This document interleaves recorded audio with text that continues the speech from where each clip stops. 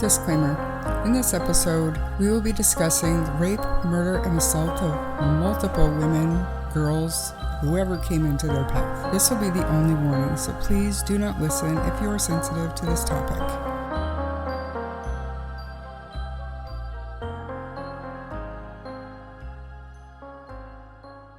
What's up, guys? Honestly, we should probably just get right into it because this is a longer one. Yeah.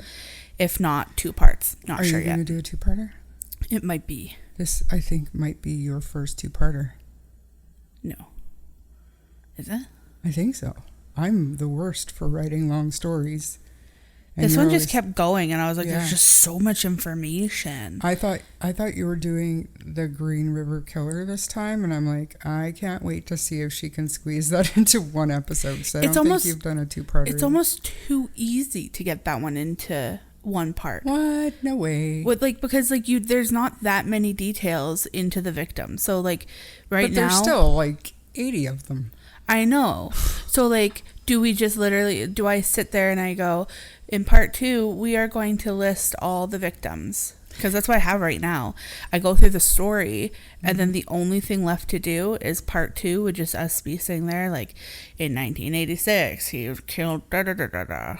I'm just saying, when I did John Wayne Gacy and Ted Bundy, which I'm going to do again with you for bonus episodes, but I literally go through and list, the timeline and the victims' names, and the bare minimum information. Those both turned into 2-part episodes, and 33 victims, and for Green River you're talking dozens and dozens of women. Yeah, it'll be I have it done, and it's written in 2 parts, and when we record it, I will get your feedback to see if we should do the 2 parts, or if we're just gonna say, if you guys want to see a list of the victims, seek it out. Part of that also has to be that we all know the names of these murderers, the Green River Killer or Gary Ridgway, BTK, Dennis Rader, but can we sit down and name the victims? I can, for the most part, but that's because my brain is just always on true crime and has been for so long. But most people, we remember the criminal and not the victims. So even to say their names on a platform like this is just kind of giving them, I guess, some remembrance, not putting their killers on the pedestal and putting them above them, kind of, you know what I'm saying? Totally, I totally get what you're saying. Yeah. But anyways, that's off topic, sort of. Can't wait to hear. Have you said what we're covering yet? No. Biting. Hangnail. Today's chapter is all about Fred and Rose West. This is a big one. So, again, might be multiple parts. There's just a lot of information, and I believe it's all important to go through, at least that I included. We're going to dive into their crimes, but also talk about the debate on the evidence available against Rose West, because still to this day, she holds on that she is innocent. And she's alive. She's still alive. Yes, I do believe she's still alive. I think he just died not too very long ago, but yeah. At the end, once you have all the information, I want to hear from our listeners. One thing I think we will be able to say at the end of this chapter is that Fred was evil and Rose was demented in the most sadistic ways. So that's my opinion. And I share that opinion. Nice. Diving in headfirst here, we will talk about Fred West. I'd say there's no debate on what kind of a person or monster he is. Frederick Walter Stephen West was born on September 29th, 1941 at Bickerton Cottage, Muchmarkel, I believe is how you say it, in Herefordshire. Lord, please. I mean, I'd help, but I don't have anything to read here, so. Herefordshire. I bet you it's Herefordshire. Real quick. Have you Herefordshire. When you were researching this, did you go on YouTube at all? Yeah, and I would do the new one where his brother was talking. Yeah, John. Have you seen that? I only saw part 1 because it was that new, and then part 2 was coming out in a week, and I never went to look for it, but it was very interesting. No, but I definitely do have details on just like what the brother would say and his opinion, like in some spots, I guess. So Fred was the first surviving child of Walter West and Daisy Hill. Surviving because, you know, back in the day, not everybody was surviving when they were giving birth in their homes and stuff. Fred was from a poor family of farm workers, and his father was known to be a disciplinarian and his mother overprotective. In 1946, the family moved to Moorcourt Cottage, a semi-detached building adjacent to Moorcourt Farm on the outskirts of Muchmarkel, where Fred's father worked as a milking herdsman and a harvest hand. So they were all kind of like they were working class, you know what I mean? The cottage had no electricity and was heated by log fire. By 1951, Fred's mother had given birth to 8 children, 6 of whom survived. Fred apparently was always his mother's favorite. So, I mean, I'm guessing that they're just assuming that, but whatever. He was seen as a mama's boy and relied mostly on his siblings for companionship. The West children were expected to perform assigned chores, and all 6 did seasonal work. The 3 girls picking hops and strawberries, and the 3 boys harvesting wheat and hunting rabbits. The necessity of working to earn a living and to survive instilled a strong work ethic in Fred, but also a weird lifelong habit of petty theft. So, like, the mindset of do what you have to do. Yeah. Take whatever you have to take. Perhaps to survive, he needed to steal from time to time. Like, to me, it's almost like an oxymoron to be like, they had a strong work ethic, but then be like, and he would steal. Yeah. If you have a strong work ethic, you'd think that you wouldn't be stealing. But I guess I would say he has a strong, they raised him to have a strong survival ethic, I guess. Sure. With a not so good moral compass. Moving on. Classmates described Fred as scruffy, dim, lethargic, and regularly in trouble. Throughout his life, he remained barely literate, yet displayed an aptitude for woodwork and artwork. He left school in December 1956 at the age of 15 and worked as a laborer at Moorcourt Farm.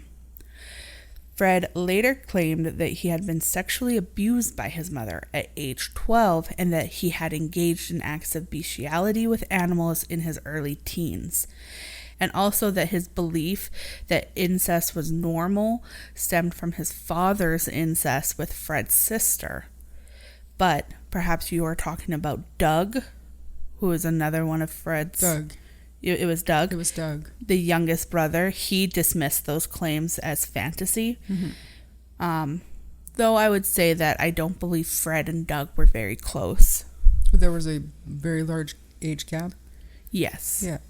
And Fred was closer to his brother, John.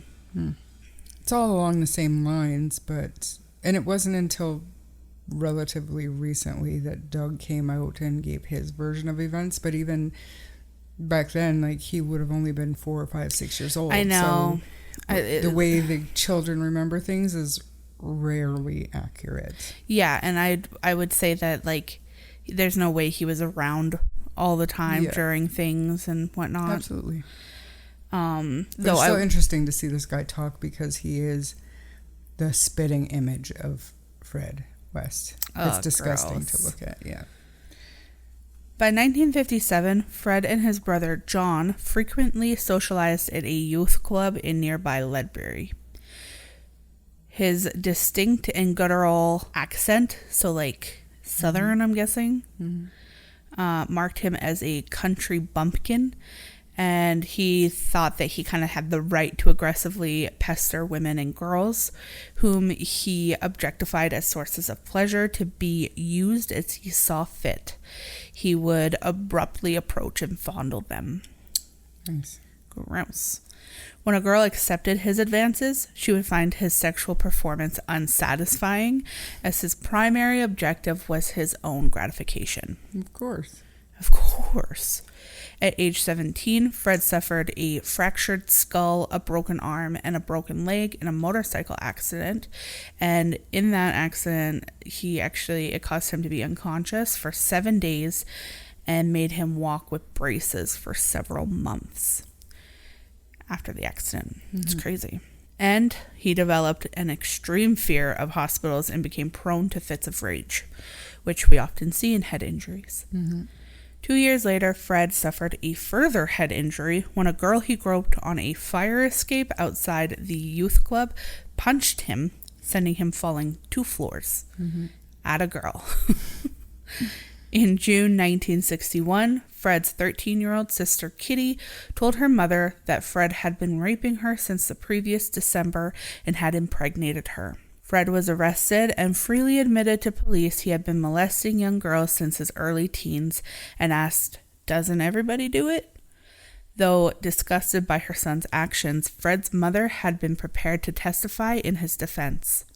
Immediately prior to her scheduled testimony, Kitty changed her mind and refused to testify, and the case collapsed. Much of Fred's family effectively disowned him. His mother banished him from the household, and he moved into the Muchmarkel house of his aunt Violet. By mid-1962, he had reconciled with his parents, but his relationship with most of his family remained shaky. Interestingly enough, some information says the 13-year-old was a family friend, but what I could find, it was his younger sister. So, do you know if she had that baby, or because back then I don't know, but I think that they would have. As easy to get an abortion. I agree. She probably would have been forced to have it, which wasn't very crazy. Like, that's not like really a focal point of this story, because there is a lot of incest that goes on, and there's a lot of that kind of stuff. It's fucked. Either way, he escaped a jail sentence, as it was claimed that he was suffering from fits as a result of the head trauma, and also obviously with Kitty and his mom stepping back almost like to protect him. The case just crumbled. He was, however, convicted of child molestation. So, some kind of background, I guess. Fast forward to when Fred turned 21. He met his first wife, Catherine, aka Rena Costello, at a Muchmarkel dance hall in 1960. He dated her for several months before she returned to Scotland. Rena was allegedly pregnant by an Asian bus driver at the time of her marriage to Fred, and may have relocated from Glasgow to England due to members of her family expressing their displeasure at her being pregnant with a mixed-race child. That's what I heard, Yeah. She married Fred in Ledbury on November 17th, the sole guest being Fred's younger brother, John. The couple initially lived in Fred's aunt's home, then moved to Coatbridge, where Fred worked as an ice cream van driver. Yikes. Rena's daughter, Charmaine, was born in March of 1963, and to explain the child's mixed ancestry, Rena and Fred claimed that she had suffered a miscarriage and that Charmaine was adopted. What a pretty name. What a gorgeous name. Shortly thereafter, the couple relocated to Savoy Street in the Bridgeton district of Glasgow. In July 1964, Rena and Fred had a daughter and named her Anna Marie. Fred was an abusive asshole to both Rena and the children. He kept the girls in the bottom of a bunk bed with bars fitted to the space between the bunks, effectively caging them, and they were allowed out only when he was at work.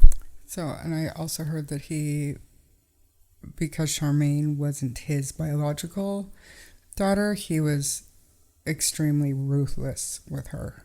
Like, he was cruel to her. Yeah, but honestly, biological or not, he really didn't have boundaries. And I mean, I only say it that way because like I said, I had heard and read cruel to Charmaine, but showed affection to his biological daughter. If I'm wrong, you'll get to it. But. Yeah, affection. Like, he raped everybody, but not good affection. So Rena and Fred soon became acquainted with a friend of a friend, 16-year-old Anne McFall, who at the time was going through grief due to the death of her boyfriend in a workplace accident.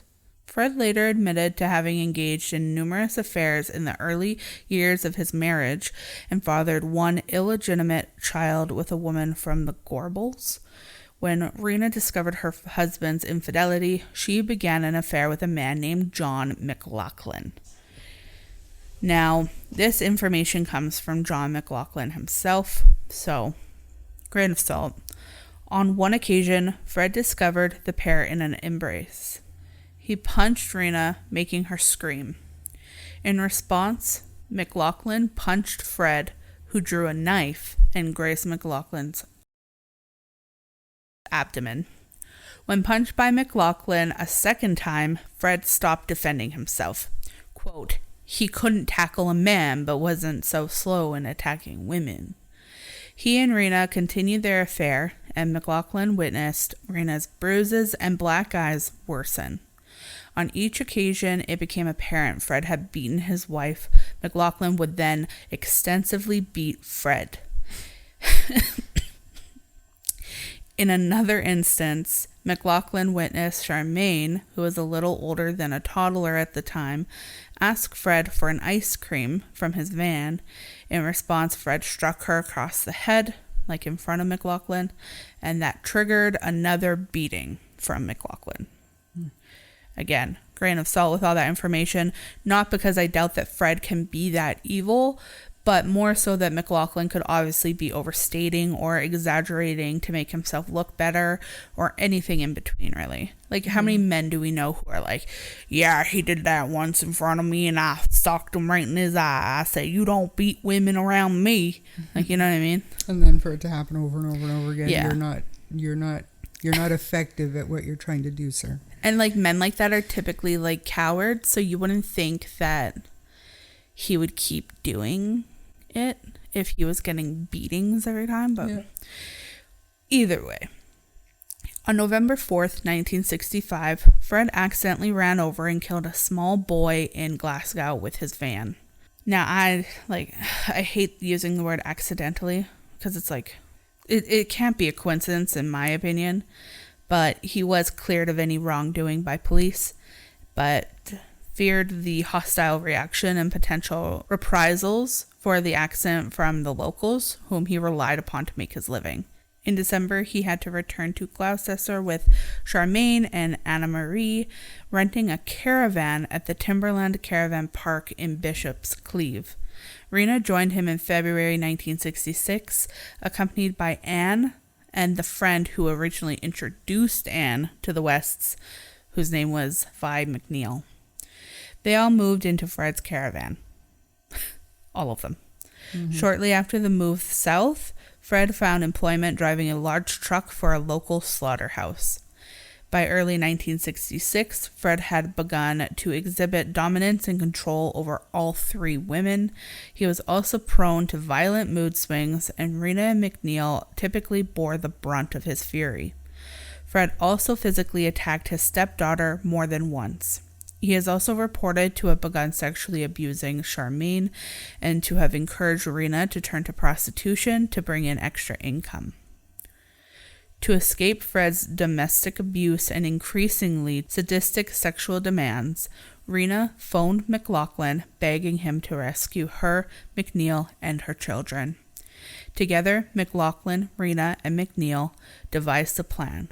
He and McNeil's boyfriend, John Trotter, would secretly drive to Bishop's Cleeve in McLaughlin's vehicle and discreetly take Rena and her children and McNeil back to Scotland. McFall had by this stage become infatuated with Fred. So McFall is Anne. And yeah. Fred had promised to marry her, so she was all about him. It is likely she informed Fred of the plan as he arrived at the meeting time, and McFall was oddly calm as she informed McNeil that she wasn't going to go. As she informed McNeil, she intended to remain with Fred to work as the children's nanny. So giving off like, I'm taking over here vibes.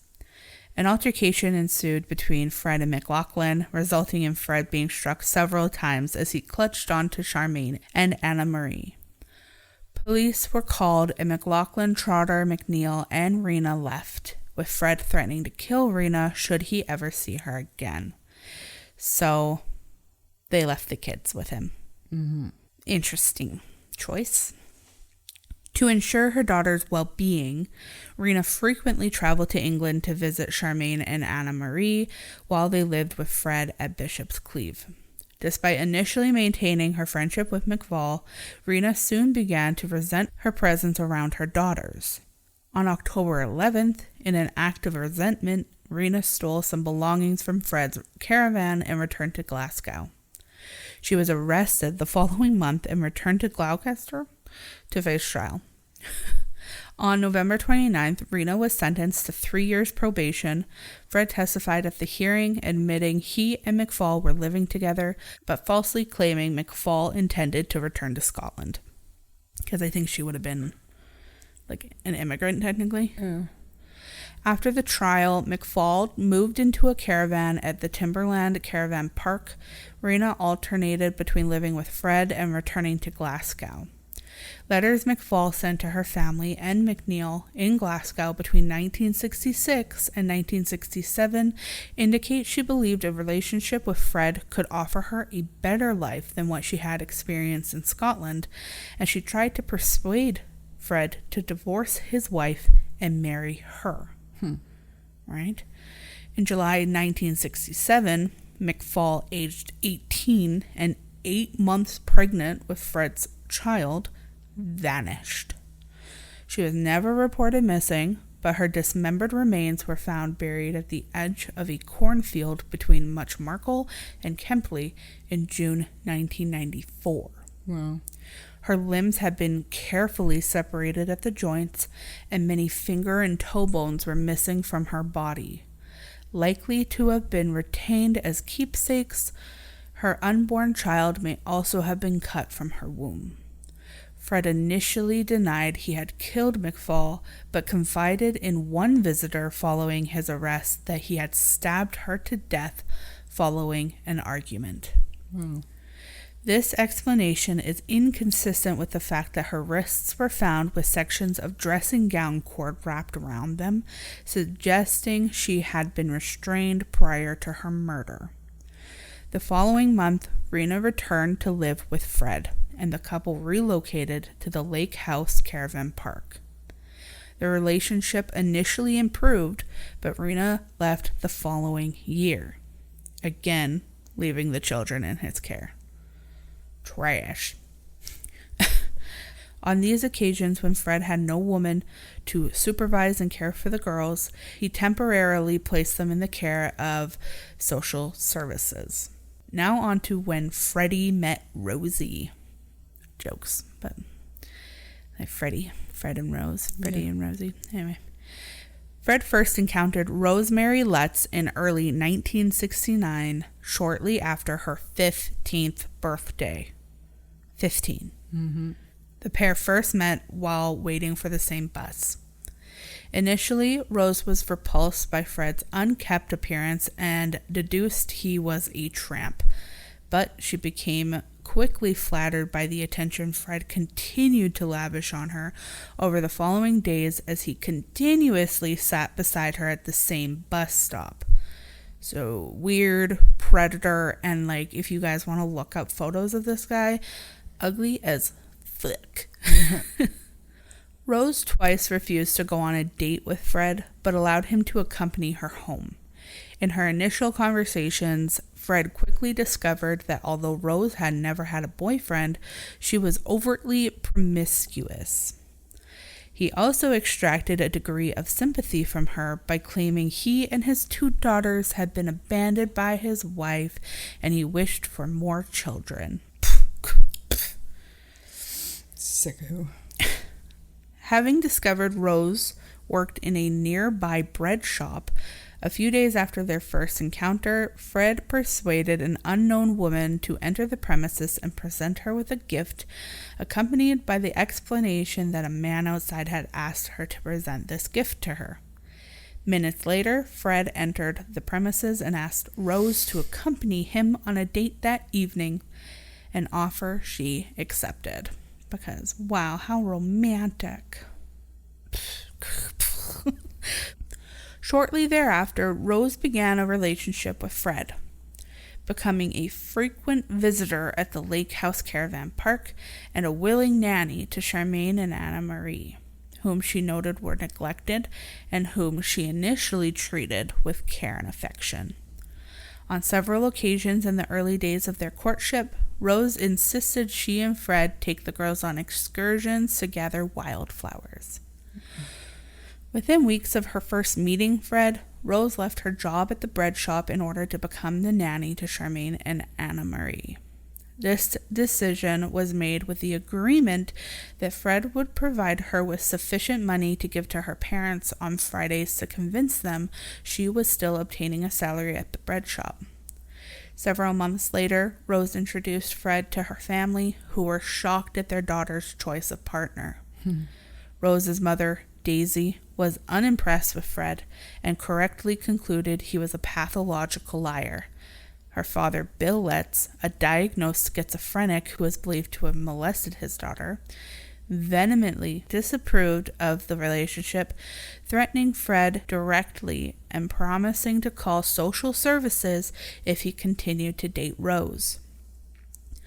Just a reminder that Fred would be 28 or 29 at this time.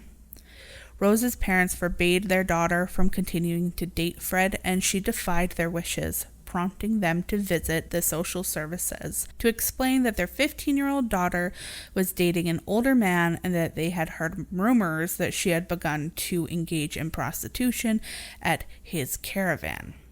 In response, Rose was placed in a home for troubled teenagers in August of 1969. She was only allowed to leave under controlled conditions.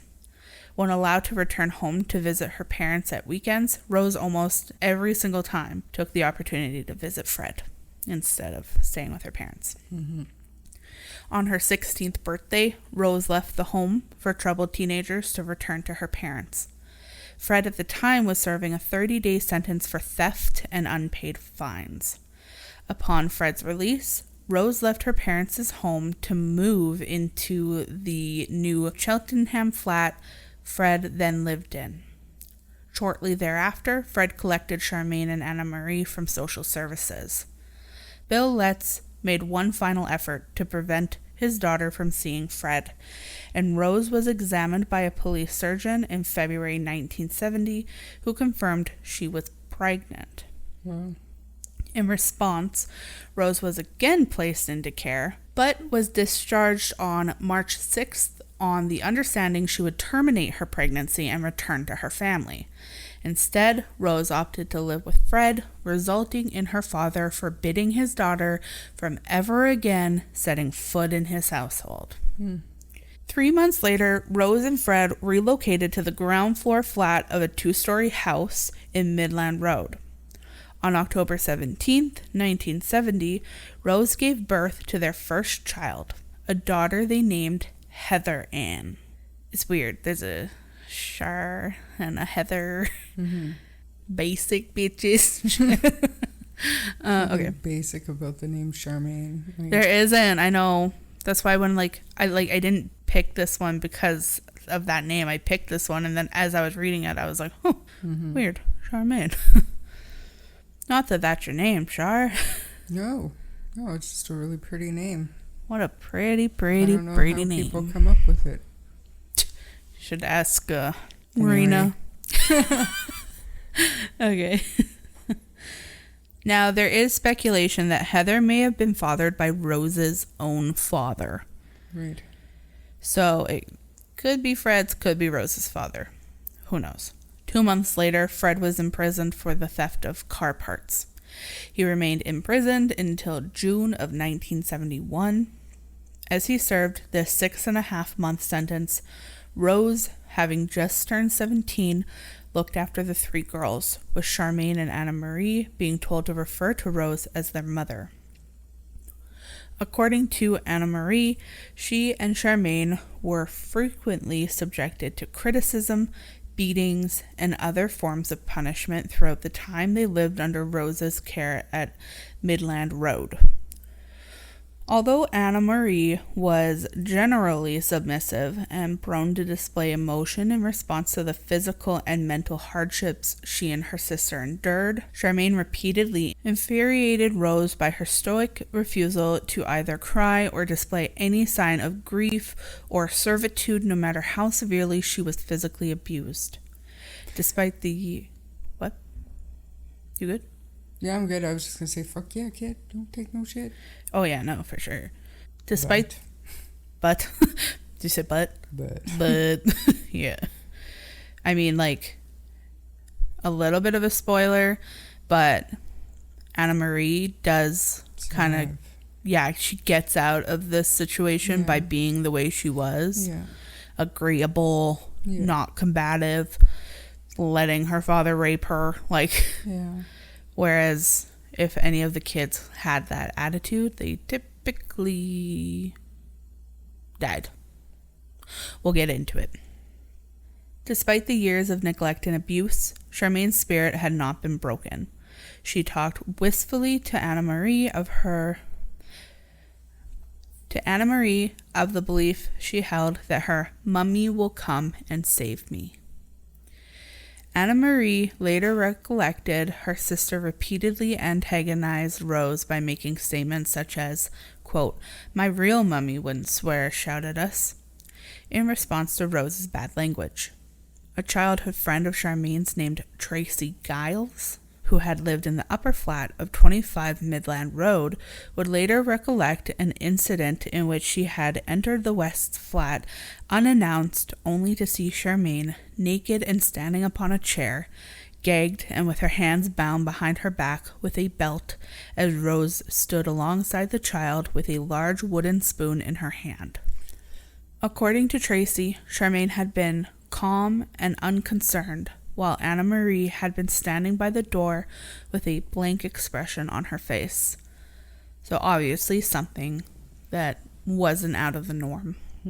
Hospital records revealed that Charmaine had received treatment for a severe puncture wound to her left ankle in the casualty unit of the Royal Hospital on March 28, 1971. This incident was explained by Rose to have resulted from a household accident.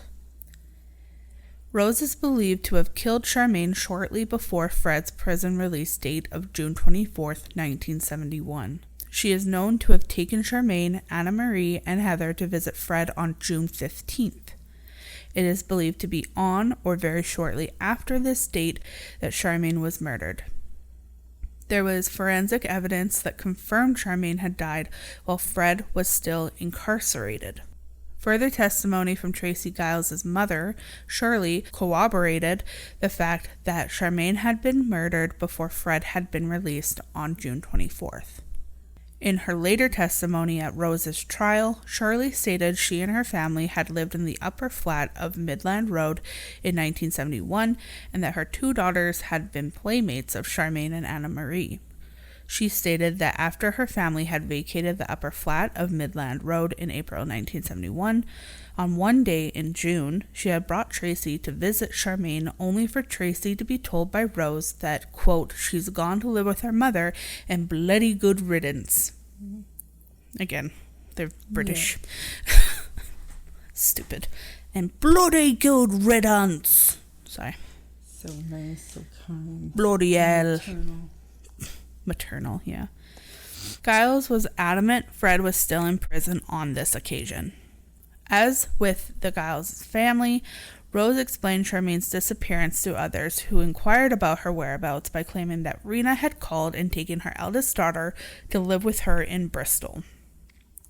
She informed staff at Charmaine's primary school that the child had moved with her mother to London. So just like her stories would be a little fucky. When Fred was released from prison on June 24th, he dealt with Anna Marie's concerns for her sister's whereabouts by claiming her mother had collected Charmaine and returned to Scotland. In her autobiography, Out of the Shadows, Anna Marie recollected that when she asked why her mother had collected Charmaine but not her, Fred callously replied, quote, "She wouldn't want you, love. You are the wrong color." Whoa. Charmaine, again, was the first child who would have been half Asian. Charmaine's body was initially stowed in the coal cellar of Midland Road until Fred was released from prison. He later buried her naked body in the yard close to the back door of the flat and remained adamant he had not dismembered her. A subsequent autopsy suggested the body had been severed at the hip. This damage may have been caused by building work Fred conducted at the property in 1976. So it's possible that he didn't chop her up, I guess. It's possible it happened after. Several bones, particularly finger, wrist, toe, and ankle bones, were missing from her skeleton, leading to the speculation the missing parts had been retained as keepsakes. This proved to be a distinctive discovery in all the autopsies of the victims exhumed in 1994. So again, I don't think that could be a coincidence, because they would keep those like finger and toe bones. They would be missing. Kept them where? We don't know. And just in case the timeline is a little confusing right now, Charmaine was only 8 years old when she was murdered. Charmaine's mother, Rena, maintained sporadic contact with both Charmaine and Anna Marie on each occasion she and Fred separated. She is also known to have visited Moorcourt Cottage to inquire as to her children's whereabouts and welfare in the later half of August 1971. Fred's sister-in-law, Christine, later recollected Rena was depressed and extremely anxious about her children's welfare. Being provided with Fred's Midland Road address, Rena sought to confront him, likely to discuss or demand custody of her daughters. This was the final time Rena was seen alive. She is believed to have been murdered by strangulation, possibly in the back seat of Fred's Ford, and likely while intoxicated. When her body was discovered, a short length of metal tubing was found with her remains, leaving an equal possibility she had been restrained and subjected to a sexual assault prior to her murder. Rena's body was extensively dismembered, placed into plastic bags, and buried close to a cluster of trees known as Yew Tree Coppice at Letterbox Field, about 1 mile from Muchmarkle. On January 29th, 1972, Fred and Rose married. The ceremony took place at Gloucester Register Office, with Fred incorrectly describing himself upon the marriage certificate as a bachelor. No family or friends were invited apart from Fred's brother, once again, John, who acted as best man. Several months later, with Rose pregnant with her second child, the couple moved from Midland Road to an address nearby, 25 Cromwell Street. Initially, the 3-story home was rented from the council. Fred later purchased the property from the council for, I believe, £7,000. To facilitate the Wests purchasing the property from the council, many of the upper floor rooms were initially converted into bedsits to supplement the household income. To maintain a degree of privacy for his own family, Fred installed a cooker and a wash basin on the first floor landing in order that their lodgers need not enter the ground floor where the West family lived, and only he and his family were permitted access to the garden of the property. So he had people renting out rooms up top, really. On June 1st, Rose gave birth to a second daughter. The date of her birth led Fred and Rose to name the child May-June, because she was born on June 1st, but they probably thought that she was going to be born in May. January, February, March, April, May, June. Yeah, they were probably going to name her May, and then she was born in June, and then, man. They were like, well, fuck, her name's still May. We're stupid. We have to name her. Shouldn't have been June May. I get why they didn't. May June makes more sense. Anyway. Shortly after giving birth to May, Rose began to work as a prostitute, operating from an upstairs room at their residence and advertising her services in a local contact magazine. Fred encouraged Rose to seek clients in the West Indian community through these advertisements. In addition to her prostitution, Rose engaged in casual sex with both male and female lodgers within their household, and individuals Fred encountered via his work. She also bragged to several people that no man or woman could completely satisfy her. When engaging in sexual relations with women, Rose would gradually increase the level of brutality to which she subjected her partner with acts such as partially suffocating her partner or inserting increasingly large dildos into her partner's body. Mm-hmm. If the woman resisted or expressed any pain or fear, this would greatly excite Rose, who would typically ask, quote, "Aren't you woman enough to take it?" Freak. Wow. To many of these women, it became apparent Rose and her husband, who regularly participated in threesomes with his wife and her lovers, took a particular pleasure from seeking to take women beyond their sexual limits, typically via sessions involving bondage, as the Wests openly admitted to taking a particular pleasure from any form of sex involving a strong measure of dominance, pain, and violence. Sounds exciting. Jesus. Just imagine what kind of fucking life.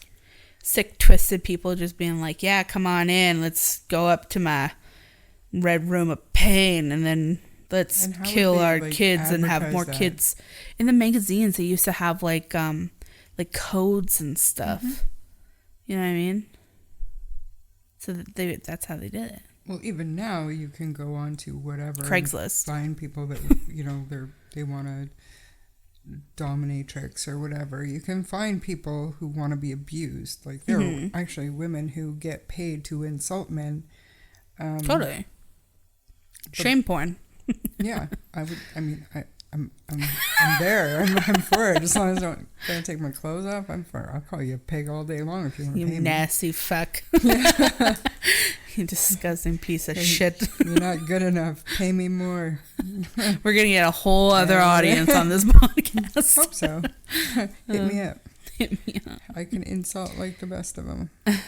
Anyways, I just, like, back in those days, like in the 70s, how would you... I don't know. There were codes to put in the newspapers and shit. Just twisted, though. Yeah, it is twisted. To cater to these fetishes, they amassed a large collection of bondage and restraining devices, magazines, and photographs, later expanding this collection to include videos depicting bestiality and graphic child sexual abuse. Terrible. Which, off topic, but we're coming to the end of part 1 here. Did you see the case? I don't know where it is. I don't know if it's Australia or what. The guy who just got like convicted or is going through trial of raping multiple animals and killing them. No. We'll have to do that one because it is fucked. I just don't understand why we would have to do that one. Because he is a serial rapist. Of animals? And killer. Yeah, animals are just as important. I mean, more so because they're so, like, I don't innocent think that I can desensitize myself to that to cover that story. I'll listen to you, but I mean... Damn right. So I'm going to talk about it, and I'm going to talk about how disgusting he is. I can't. I can barely get through parents killing their kids anymore. I wouldn't be able to... Have we done one of those? And stuff. What? Have we even done one of those for the podcast? Parents killing their kids? Don't even get me started, okay? We haven't, though. I've done Bella Fontanelle. I have done Megan Boswell. I have done Chad Dorman. Okay, some of those don't have convictions. Not yet. Not yet. None of them do Stop yet. eating the muffin while we're recording. Well, I didn't think you were going to put this For part sure, in. this is good talk. That just shows that you haven't listened to your own podcast. I don't like to, and I won't. I love listening to our podcast, but I won't listen to the ones I do by myself. But yes, that's all I was doing for a while. It was terrible. I think we can get through a little bit more before this part is done and we have to move over to part 2. Rose controlled the West family finances, and Fred would give her his money whenever he was paid. The room Rose used for prostitution was known throughout the West household as Rose's room and had several hidden peepholes, allowing Fred, a longtime voyeur, to watch her entertain her clients. He also installed a baby monitor in the room, allowing him to listen from elsewhere in the house. The room included a private bar and a red light outside the door to warn when Rose was not to be disturbed. So they would take the money that, she would make doing all this nasty stuff, and they would just upgrade her little lair. Red room of pain. Rose carried the sole key to this room around her neck, and Fred installed a separate doorbell to the household, which Rose's clients were instructed to ring whenever they visited the household. By 1977, Rose's father had come to tolerate his daughter's marriage and to develop a grudging respect for Fred. Together, he and Fred opened a cafe named the Green Lantern, which was soon insolvent. When Bill Letts discovered Rose's prostitution, he would also visit to have sex with his daughter. By 1983, she had given birth to 8 children, at least 3 of whom were conceived by clients. Thank the Lord. Fred willingly accepted these children as his own and falsely informed them the reason their skin was darker than that of their siblings was because his great-grandmother was a black woman. Wow. Wow. Stupid. So, honestly, I do think that is a pretty good place to leave off this first part. And we will pick up in part 2. It gets crazier. It's honestly, this is worth listening to. Because this story is just so crazy. And remember, part 2 will be released on Patreon right away. So, yeah. Go to Patreon. If you enjoyed this episode, please subscribe to the podcast and share it with your friends. If you don't mind leaving us a 5-star rating, it'll help our show grow. Check us out on TikTok and Twitter at True Crime Story Pod. And if you need to email us, or if you have case suggestions or stories you want to share, you can email us at truecrimestorypod@gmail.com or on Facebook Messenger. Don't forget to join Patreon. The link is in the show notes. And if you want to buy us a coffee, the link will also be in the show notes. Thank you in advance so much for supporting the show, and thank you for listening. I'm Brie. And I'm Charlotte. And we'll see you in the next chapter. Bye.